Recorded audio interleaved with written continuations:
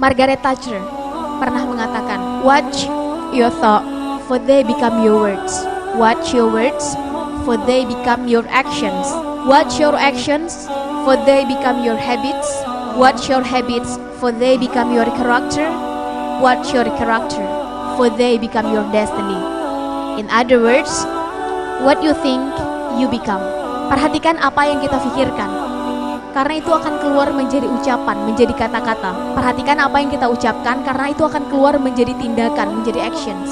Perhatikan apa yang kita lakukan, karena ketika itu diulang-ulang terus, dia akan menjadi habits, kebiasaan. Perhatikan kebiasaan kita mulai dari mata terbuka sampai tertutup lagi, karena dia akan menjadi karakter. Perhatikan karakter kita, karena demikianlah takdir kita. Dengan kata lain, apa yang kita pikirkan, demikian takdir kita. Urusan kun fayakun adalah urusan yang maha kuasa. Urusan kita adalah berusaha, berikhtiar semaksimal mungkin. Ditanya perubahan terbesar dimulai dari mana? Dimulai dari mindset kita sendiri.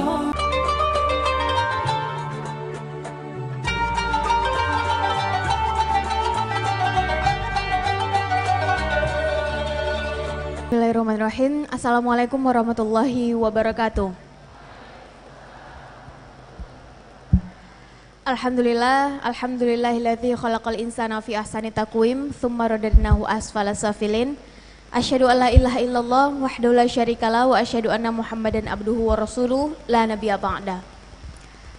Alhamdulillah, saya senang sekali bisa hadir di tengah teman-teman yang sore hari ini, di weekend kali ini mau menyempatkan waktunya untuk hadir, untuk sharing, untuk diskusi, untuk menuntut ilmu, untuk bertukar pikiran. Karena banyaknya sekarang anak muda kalau weekend habisnya di mana? Di mall. Ada lagi nggak? Yang cowok? Bingung. Jadi hadirnya 200 orang, 300 orang yang sore ini berkumpul di sini tandanya sudah selected, tandanya sudah tersaring, sudah pilihan, sudah mau menyisihkan waktunya sekian jam untuk hadir di sini. Katanya kalau anak muda berkumpul bawa masalah, sharing, diskusi, nanti pulangnya akan banyak ide baru, akan banyak pikiran baru, akan membawa semangat baru. Kuncinya satu, ada tukar pikiran saat forum itu terjadi. Jadi meskipun waktunya singkat, kita cuma punya 45 menit, semuanya kalau Sarlia ngomong nanti ketika pulang juga yang ingat hanya 20 menit saja. Nanti 20 menit kejeda sama makan, jeda sama tidur, jeda sholat, jeda buang air, yang ingat hanya tinggal 10 menit saja. Dari 10 menit, setelah ngobrol sama teman, ngechat atau tulis status, post yang akhirnya terimplementasi tinggal 5 menit saja. Jadi yang penting adalah singkat tapi fokus. Jadi mari kita manfaatkan waktu, semoga Sherly juga bisa fokus dan teman-teman juga bisa fokus. Silahkan nanti kita sama-sama diskusi, sharing. Kalau Sherly bisa jawab, Sherly akan jawab, tapi kalau Sherly tidak bisa jawab, Sherly akan bawa pulang. Sherly cari tahu, semoga lain kesempatan bisa Sherly jawab. Yang jelas diberi sedikit gundakan di depan seperti ini bukan karena Sherly lebih pintar teman-teman, bukan karena ilmu Sherly lebih, bukan karena pengalaman Sherly lebih, bukan karena Sherly lebih pantas.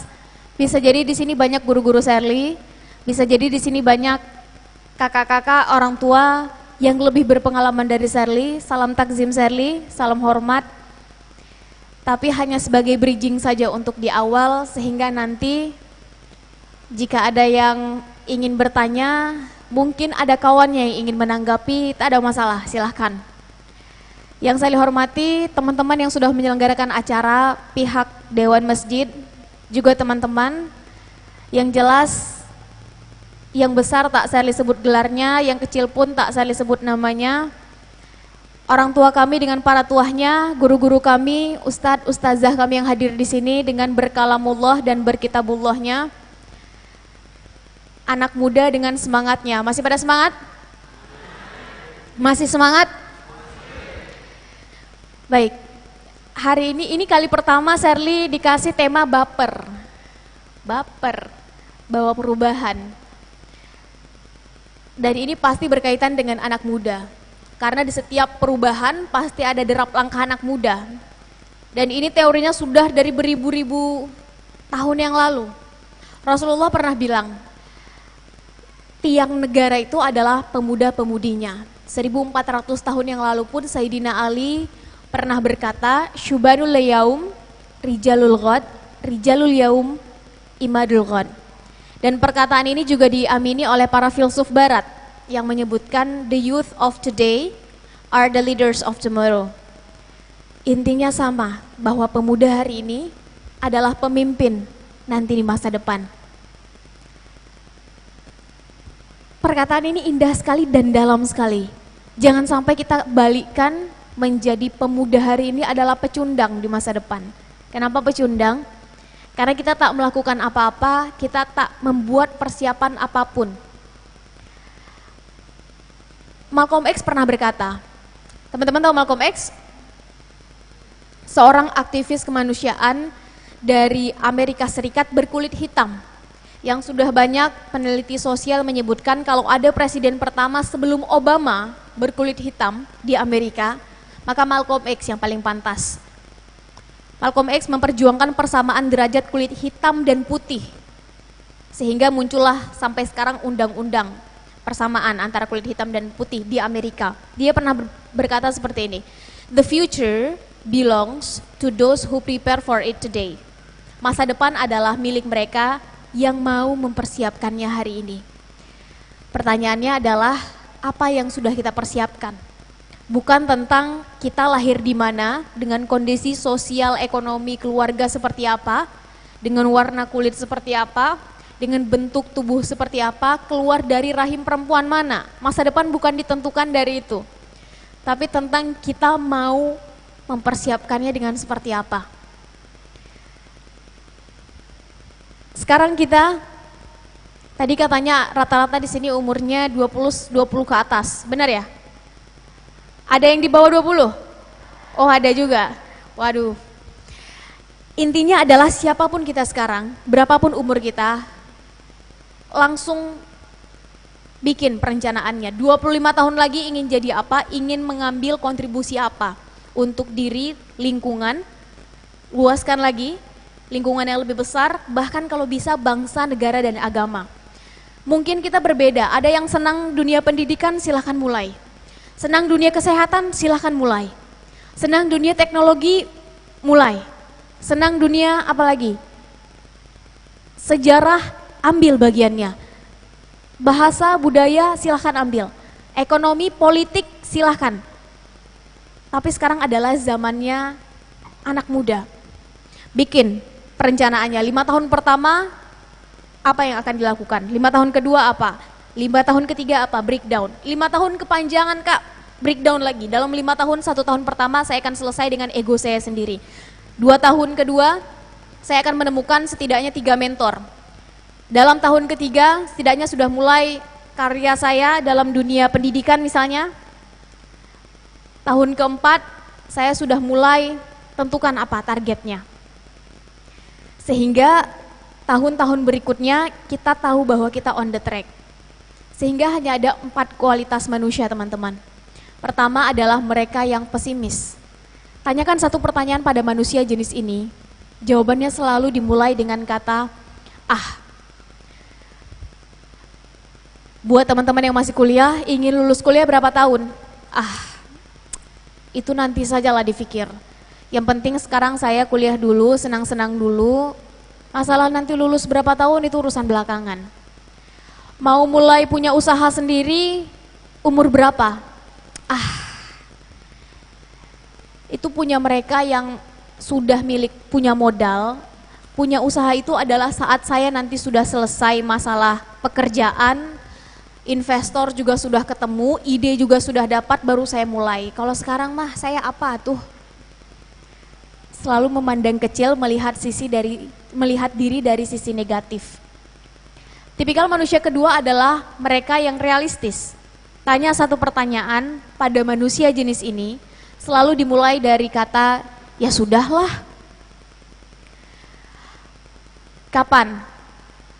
mau mulai punya rumah sendiri. Ya, sudahlah. Sekarang saja sudah tinggal di sini, syukur. Sekarang tinggal dengan orang tua, harusnya saya sudah bersyukur. Kos-kosan sudah bersyukur. Ya sudahlah, nanti kalau sudah bekerja, gaji sudah sekian digit, baru saya mulai berpikir tentang punya rumah sendiri. Buat yang laki-laki, kapan mau mulai meminang anak orang misalnya? Ya sudahlah, kapan nanti dapat lampu hijau saja, kapan dapat restu saja, nanti baru saya mulai maju. Selalu ditentukan oleh lingkungannya. Tipikal manusia realistis nyaris akan berhenti dengan 3 kata. Apa kata orang? Dia dibentuk oleh lingkungan, bukan dia yang membentuk lingkungannya. Dia dibentuk dari apa kata orang terhadapnya, bukan dia yang akan membentuk orang akan berkata apa. Dia akan selalu termakan pada narasi orang, bukan dia yang membuatkan narasi untuk orang. Tipikal manusia yang ketiga adalah mereka yang optimis, naik 1 tingkat. Tanyakan suatu pertanyaan pada manusia jenis ini, jawabannya selalu dilihat dari sudut pandang positif. Bagaimana nanti melihat Indonesia tahun 2045? Sekarang tahun 2019 saya melihat Indonesia dalam kondisi A, B, C, tapi 2045 nanti saya ingin melihat Indonesia sebut X, Y, Z. Dan saya akan mengambil kontribusi di bidang MNO. Dia selalu melihat dari sudut pandang positif. 15 tahun lagi, melihat diri sendiri akan seperti apa. Sekarang saya memang adalah seorang mahasiswa di kampus ini, jurusan ini, semester ini. Tapi 5-10 tahun yang akan datang, saya sudah punya usaha di bidang logistik misalnya, dengan revenue tahunan minimal 5 miliar lah. Kok nggak ada yang amin? Takut banget bercita tinggi. Nanti 5 tahun lagi sudah punya karya dalam bidang apa? Sekarang memang yang saya lakukan adalah ini bersama teman-teman. Tapi 5 tahun dari sekarang, karena saya suka dalam bidang pendidikan, minimal saya sudah punya yayasan. Minimal sudah ada 100 anak yang kita bantu untuk sekolah. Setidaknya ada 2.000 teman-teman yang tidak bisa membaca, menjadi bisa membaca di lingkungan Jabodetabek. Bukan tentang siapa dia sekarang, tapi siapa dia nanti. Ada 1.000 orang yang mengatakan that's impossible, tidak mungkin. Dia adalah orang ke 1.001 yang akan mengatakan that's possible, itu mungkin. Dan saya yang akan membuat itu menjadi mungkin. Orang lain bilang itu mustahil, dia duluan yang akan memvisualisasikan cita-citanya dalam pikirannya. Tipikal manusia yang keempat naik lagi 1 tingkat, mereka yang progresif. Teman-teman, kadang-kadang kita hidup terbentur dengan yang namanya aturan, betul nggak? Buat mahasiswa ada yang namanya aturan kampus. Buat yang sudah bekerja di sini ada yang namanya aturan perusahaan. Nanti kalau sudah selesai, mungkin punya usaha sendiri, sebagai warga negara pun ada namanya aturan negara. Bahkan sebagai makhluk ilahi, ada yang namanya aturan agama. Kita hidup dengan aturan. Maka hanya mereka yang progresif yang selalu menemukan celah dan cara. Dengan kreatif, inovatif, tapi tetap solutif untuk terus membawa perubahan. Dia tak peduli dimanapun dia berada, situasinya seperti apa, dia selalu muncul dengan pembaharuan dan ide-ide segarnya. Dan manusia seperti ini yang nantinya akan membawa perubahan untuk orang-orang di sekitarnya. Zaman bergerak, waktu berganti, teknologi hadir. Kita mampu atau tidak beradaptasi, maka ini akan menentukan langkah kita selanjutnya. Franklin pernah bilang, teman-teman, when people stop changing, they are dying. Ketika manusia berhenti berubah, tentu berubah ke arah yang lebih baik, maka mereka akan mati. Pertanyaannya adalah apa yang membuat teman-teman hari ini di sini berbeda dengan teman-teman 5 tahun yang lalu? Apa yang membuat teman-teman 5 tahun yang akan datang berbeda, berubah dari teman-teman yang sekarang? Bikin targetnya. Yang jelas, kalau pertanyaannya adalah dari mana ini semua harus dimulai, Maka Sally ingin sharing satu quotation yang Sally senang sekali dengan quotation ini. Mengubah pola pikir Sally sejak SMP membaca quotation ini, langsung teringat, langsung terngiang-ngiang, sehingga setiap bertemu dengan siapapun, Sally senang sekali menggunakan quotation ini untuk mengajak melihat dari perspektif lain. Seorang Perdana Menteri perempuan pertama Inggris, ada yang ingat?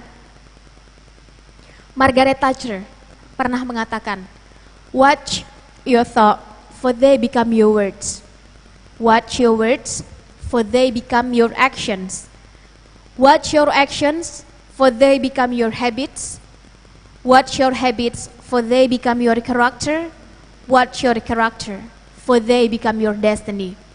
In other words, what you think, you become. Perhatikan apa yang kita pikirkan, karena itu akan keluar menjadi ucapan, menjadi kata-kata. Perhatikan apa yang kita ucapkan, karena itu akan keluar menjadi tindakan, menjadi actions. Perhatikan apa yang kita lakukan, karena ketika itu diulang-ulang terus, dia akan menjadi habits, kebiasaan. Perhatikan kebiasaan kita mulai dari mata terbuka sampai tertutup lagi, karena dia akan menjadi karakter. Perhatikan karakter kita, karena demikianlah takdir kita. Dengan kata lain, apa yang kita pikirkan, demikian takdir kita. Urusan kun fayakun adalah urusan yang maha kuasa. Urusan kita adalah berusaha, berikhtiar semaksimal mungkin. Ditanya perubahan terbesar dimulai dari mana? Dimulai dari mindset kita sendiri. Jangan salahkan mereka yang membiasakan dirinya satu hari minimal 1 juz atau satu hari minimal 1 halaman Al-Quran, terbiasa menjadi habits, menjadi karakter. Kalau belum baca Quran rasanya belum lengkap. Alhasil takdir mereka menjadi hafiz-hafizah. Mereka sudah terbiasa dengan itu.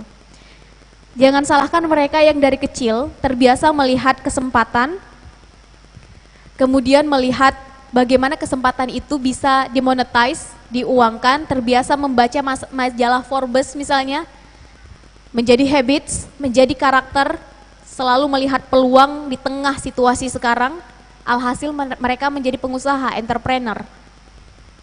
Jangan salahkan mereka yang terbiasa bacaannya dari dulu Tempo, satu hari minimal 10 koran dibaca, mengikuti current issue sekarang apa, terbiasa mengikuti berdebat, jadi karakter, mereka menjadi politikus. Bagaimana habits kita akan terbentuk dan arahnya akan ke sana. Pertanyaannya selama ini mindset kita diisi dengan nutrisi seperti apa? Apa yang kita baca, apa yang kita lihat, apa yang kita dengar, apa yang kita serap. Sebuah penelitian sosial menyebutkan teman-teman, Indonesia ditempatkan pada negara 3 besar paling aktif sosial media. Pertama kita paling aktif Twitter, kedua Facebook, ketiga pelan-pelan sekarang naik Instagram. Dan sebuah riset menyebutkan anak muda Indonesia menghabiskan waktu 1 hari minimal 8 jam di internet. Silakan teman-teman jawab sendiri, 8 jam itu dihabiskan di mana?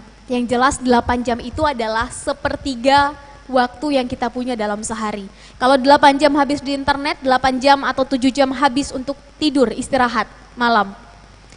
8 jam lagi habis untuk makan, untuk apa lagi?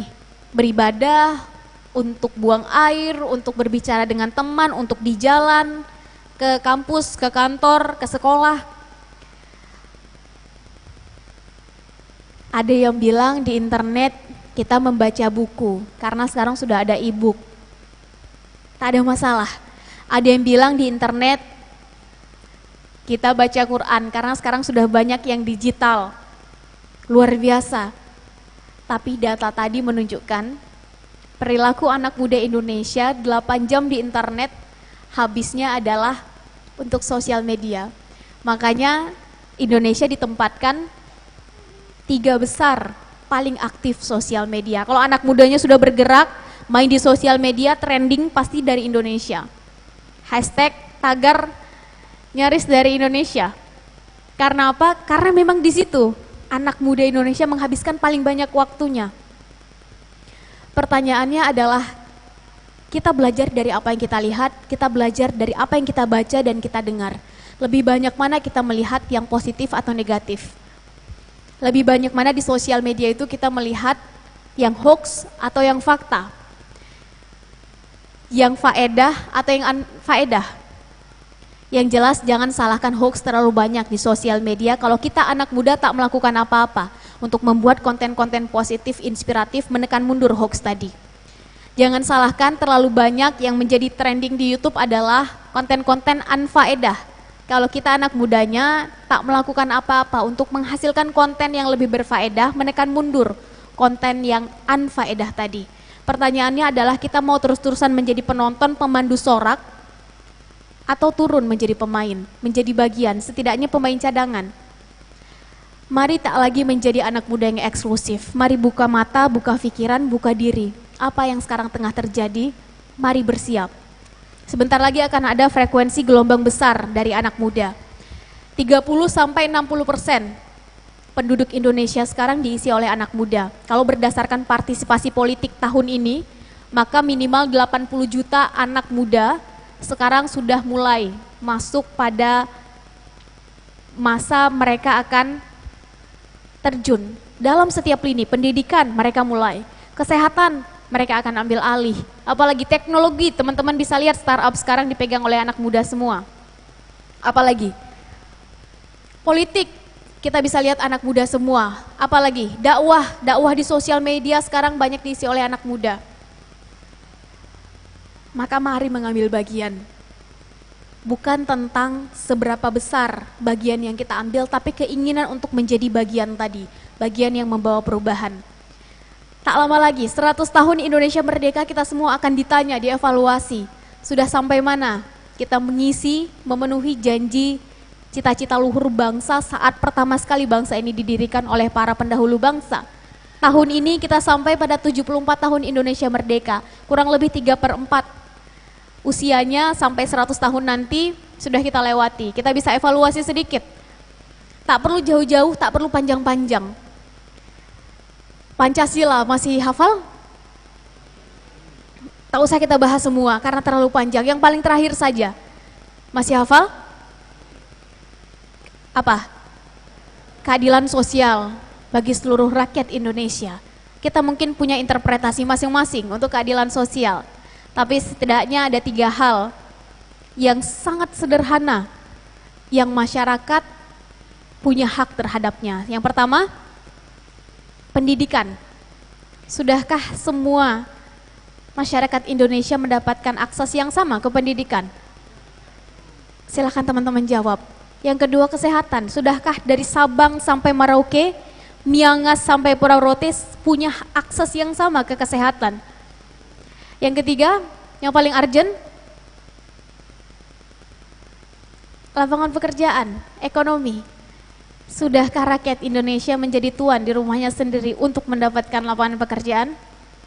Maka bersiap, akan ada gelombang besar sebentar lagi, yang mau tidak mau, siap tidak siap, tongkat ini akan diberikan pada anak muda.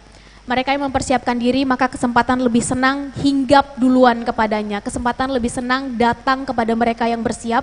Kesempatan lebih senang datang kepada mereka yang duluan menyatakan diri bahwa saya siap. Pertanyaannya adalah kita ingin 2045 nanti Indonesia seperti apa?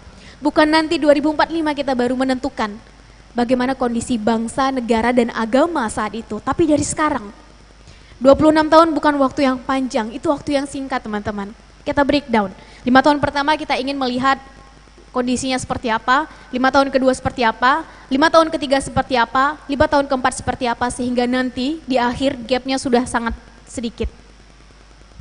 Kalaupun tidak sampai, setidaknya tidak jauh dari target awal yang sudah ditetapkan oleh para pendahulu bangsa. Mari mengambil bagian. Karena sekarang adalah waktunya teman-teman. Banyak orang ngomong tentang generasi milenial, sudah selesai, sekarang sudah masuk generasi Z, generasi Alpha. Tahun ini adalah tahun pertama generasi Z masuk ke perguruan tinggi. Teman-teman yang lahir tahun 2001, sekarang adalah tahun pertama mereka masuk perguruan tinggi. Banyak orang ngomong industri 4.0, Sebentar lagi kita masuk industri 5.0, percepatannya akan 2, 3, 4 kali lipat. Mereka yang mau beradaptasi akan terus bisa lanjut, mereka yang tidak mau akan jalan di tempat, tertinggal. Mari menjadi bagian dari perubahan ini teman-teman, karena kalau tidak diisi oleh teman-teman yang ada di hadapan Shirley sekarang, maka teman-teman tahu akan diisi oleh pihak yang mana. Yang jelas, tak ada kata abu-abu dalam hidup. Kita ingin menjadi baik atau buruk, tidak bisa setengah baik, setengah buruk. Ingin menjadi hitam atau putih, tidak bisa menjadi sedikit hitam, sedikit putih. Ingin berada pada golongan yang mana? Silahkan pilih. Hidup cuma satu kali. Yang jelas, berbicara tentang perubahan, maka pasti kita akan berbicara tentang derap langkah anak muda. Dan berbicara tentang anak muda, kita bukan lagi berbicara tentang umur. Sudah terlalu kuno. Berbicara tentang anak muda adalah tentang pilihan sikap. Ingin menjadi yang pesimis atau optimis. Ingin menjadi seorang yang hidupnya terus berada pada keraguan-raguan atau keyakinan. Berbicara tentang anak muda sama dengan kita berbicara tentang pilihan sikap dan pikiran. Ingin terus berada pada keputusasaan atau harapan. Yang jelas kita akan tua setua keputusasaan kita akan muda semuda harapan kita. Kita akan tua setua optimisme kita pun akan muda semuda terbalik. Kita akan tua setua pesimisme kita, ya nanti bagaimana, ya nanti kalau begitu, ya. Dan kita akan muda semuda optimisme kita. Melihat sesuatu selalu dari sudut pandang positif. Selama harapan, keyakinan, dan optimisme itu masih ada di dalam dada, maka kita akan selamanya muda. Jangan mau jadi anak muda yang pengecut. Hidup cuma satu kali, hiduplah yang berarti. Akan ada yang berubah, akan ada yang bertahan. Tapi satu yang pasti, harapan, keyakinan, dan optimisme harus terus diperjuangkan. Kalau ditanya, bagaimana membuat tujuan jangka panjang tadi terlihat sangat bisa didapatkan, diraih, maka saya pikir saya akan menutup dengan satu kalimat yang sangat indah. To get something we never had, we must do something we never did. Untuk mendapatkan sesuatu yang belum pernah kita dapatkan, kita raih, kita capai, lakukan sesuatu yang belum pernah kita lakukan. Lakukan cara yang extraordinary untuk mendapatkan hasil yang extraordinary. Lakukan cara yang di atas rata-rata untuk mendapatkan hasil yang di atas rata-rata. Dan cara ini sudah jauh dibuktikan. Kita sebut saja Rasulullah, bagaimana cara Rasulullah menghasilkan para sahabat yang sebelumnya suku Baduy menjadi para pengusaha hebat. Yang sebelumnya suku Baduy menjadi para panglima perang. Asia, Afrika, Eropa, Asia Pasifik termasuk Indonesia selesai semuanya. Kita lihat lagi selanjutnya bagaimana Sultan Muhammad Al-Fatih melahirkan generasi selevel Muhammad Al-Fatih. Ceritanya tentu teman-teman tahu, sangat masyhur. Bagaimana Muhammad Al-Fatih menaklukkan kota Konstantinopel. Caranya di atas rata-rata. Kapal yang biasanya di atas permukaan air naik ke daratan. Daratannya bukan begini. Ada cara yang extraordinary untuk mendapatkan hasil yang extraordinary. Kota Konstantinopel yang dindingnya terkenal sudah beratus-ratus tahun, tak ada yang mampu melewatinya, ditaklukkan oleh anak muda usia 21 tahun. Dengan cara apa? Dengan cara gebrakan. Ada cara yang luar biasa untuk mendapatkan hasil yang luar biasa. Tak usah jauh-jauh, kita masuk ke Indonesia. Bagaimana Hos Cokro Aminoto menghasilkan generasi selevel Soekarno, Hatta, dan kawan-kawannya. Sehingga untuk pertama sekalinya Indonesia mendeklarasikan diri menjadi bangsa yang merdeka. Kita naik lagi ke atas, Turki, bagaimana Said Nursi menghasilkan generasi seperti Erbakan dilanjutkan oleh Erdogan. Yang mau tidak mau, suka tidak suka, ada perubahan besar yang terjadi saat Erdogan memimpin di Turki. Maka apa yang selama ini kita lakukan? Pastikan selalu kita update, naik, dan kita upgrade. Sehingga kita bukan manusia yang jalan di tempat, kita wajar, kita pantas mendapatkan hasil yang rata-rata. Hanya ada 4 kualitas anak muda. Satu, be a good one. Jadi yang baik. Tak perlu membandingkan diri dengan orang lain karena standarnya sudah pasti beda. Ketika kesempatan datang, berikan yang terbaik, versi teman-teman. Jadikan itu batu pondasi awal. Ini adalah baik versi kita. Is a good one enough? That's not enough. Ada 200 orang yang hadir di sini. Apa yang membuat teman-teman berbeda? Dengan ratus ribuan anak muda sejabodetabek yang sekarang hari ini juga melakukan hal yang sama. Menuntut ilmu, menurunkan ego, mencari jati diri, mencari mentor dan lain-lain. Maka pastikan teman-teman menjadi yang lebih baik. Be a better one. Berapa buku yang tadi pagi dibaca, berapa halaman, berapa paragraf. Kalau hari ini 1 halaman pastikan besok sudah 2. Kalau besok 2 pastikan besok sudah 4. Kalau menyelesaikan 1 buku butuh waktu 4 bulan, pastikan bulan kelima sudah tinggal 2. Berapa target buku selesai dalam 1 tahun? Kak, sekarang buku udah gak zamannya lagi, udah kuno. Silahkan, pindah. Senangnya adalah audiovisual Kak sekarang, silahkan. Tontonan YouTube TED Talks misalnya. Berapa video selesai 1 hari? Silahkan diganti. Kak, sekarang itu udah makan waktu gak zamannya lagi. Senangnya apa? Tips dan trik. Berapa tips dan trik yang bermanfaat yang sudah bisa diimplementasikan. Pastikan hari ini lebih baik dari kemarin, besok lebih baik dari hari ini. Toh demikian sunatullah agama kita. Is a better one enough? That's not enough. Hanya mereka yang bisa lolos dari seleksi alam. Mereka yang terbaik di bidangnya yang akan muncul nantinya. Pastikan teman-teman adalah yang terbaik di bidangnya. Jangan mau jadi kualitas mediocre, rata-rata. Maju salah, mundur pun salah. Jadi yang terbaik, be the best one. Silakan pilih bidangnya apa, tentu kita punya keilmuan dan bidang yang berbeda. Justru perbedaan itu yang membuat kita kaya. Tapi pastikan kita sudah tentukan tujuan jangka panjangnya apa, visi jangka panjangnya apa. Miliki tujuan dalam hidup teman-teman, mereka yang tak punya tujuan hidupnya akan bekerja untuk orang lain memenuhi tujuan hidup orang lain. Miliki visi dalam hidup, mereka yang tak punya visi hidupnya akan bekerja untuk orang lain memenuhi visi hidup orang lain. Syukur kalau visi dan tujuan hidupnya sama, searah, sewarna. Sama dengan kita memperjuangkan apa yang sebetulnya ada di dalam diri kita juga. Bagaimana kalau tidak? Kita menghabiskan waktu yang hanya 1 kali umur kita untuk menghidupi visi hidup orang lain, bukan visi hidup kita. Is the best one enough? That's not enough. Kita terbaik di bidang kita, tidak cukup. Pastikan kita menjadi the excellent one, yang sempurna di bidang kita.